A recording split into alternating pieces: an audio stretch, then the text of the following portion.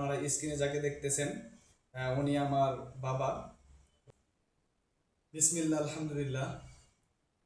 সম্মানিত দেশবাসী, সবার প্রতি আমার সালাম, আসসালামু আলাইকুম রহমতুল্লাহ। আমি একটা বিষয় নিয়ে আপনাদের সামনে আসলাম। সেটা হচ্ছে যে বিগত কয়েকদিন থেকে আমার পরিবারের সাথে জমির একটা বিষয়ে অনেক দ্বন্দ্ব চলতেছে।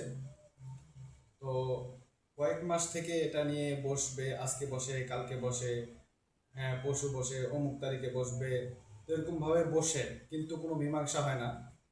তো মীমাংসার জন্য অনেক মেম্বার, চেয়ারম্যান এবং এলাকায় যারা নেতৃবর্গ থাকে, হ্যাঁ মাতাব্বর, তাদেরকে নিয়ে বসা হয়, কিন্তু তারা কোনো ফায়সালা দেয় না।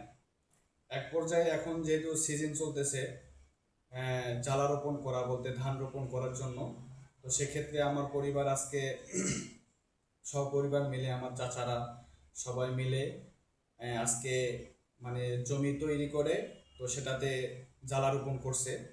তো রোপণ করার এক পর্যায়ে তারা কোনো মানে তাদের কোনো ভূমিকা ছিল না।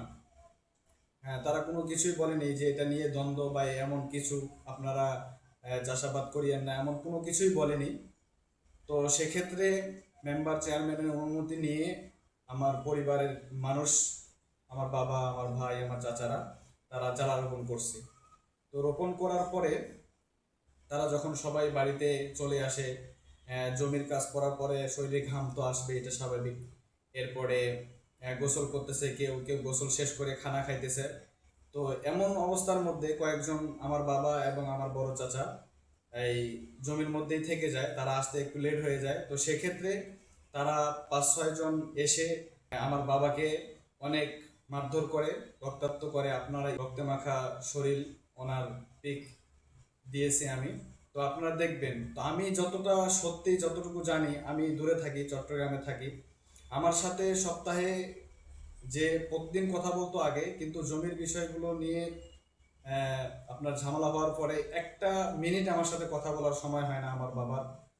তো এই কারণেই সময় হয় না যে জমির মীমাংসা যদি হয়ে যায়, আমরা মানুষের কাছে কারারিং হতে চাই না।